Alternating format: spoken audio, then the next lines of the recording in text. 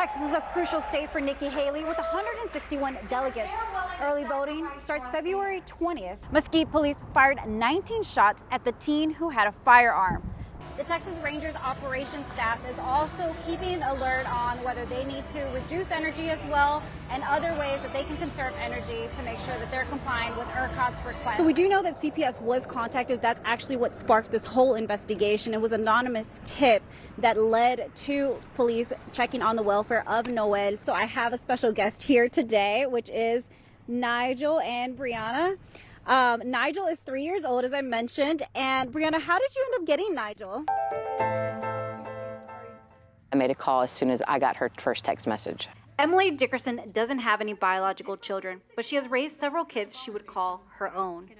Earlier this week, when she received a text from a child saying they were scared, she sprang into action. I called and I kept in touch with her and said, look, I'm on hold with CPS right now. Just hang on, I'm gonna get there as soon as I can. It's how the Department of Family and Protective Services begins their cases. A call from a concerned person. We interview children, we interview parents, grandparents, and we help make children safe. Haley Skiles is an investigator for Child Protective Services. She spends most of her time out in the field with no set time on when her workday will end. I'm with a place that's called Child Protective Investigations, okay? And I just have some questions for you today. You're not in any trouble or anything. To determine if a child is living in a safe environment. And I've been out on some pretty serious cases that come in. They might not look super serious when I get out there, and it's extremely serious. And, you know, I had to do immediate things to make sure that the child was safe. After each interview, Haley calls her supervisor to inform them of her findings.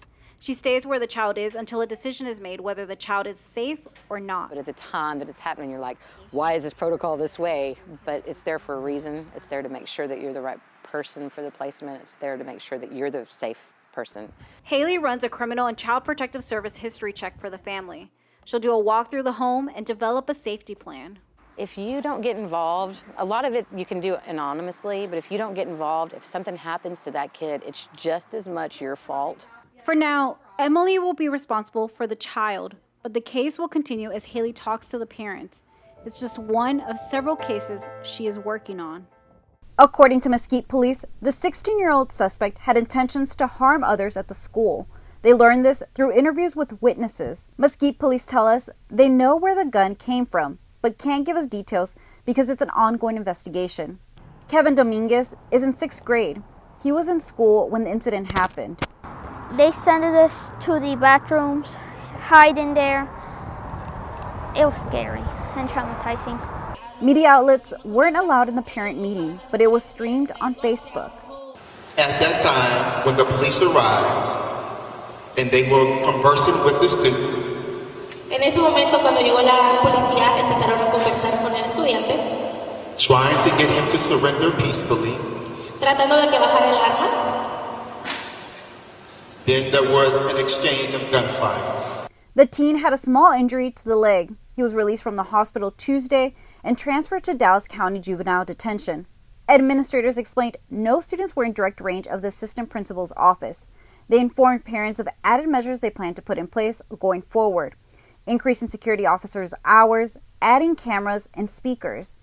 Parents and students were given the opportunity to voice their concerns. You guys lied about using the speakers. You used the phones, which have very bad audio. If it was like anything worse, we could have been in danger. We could have actually died.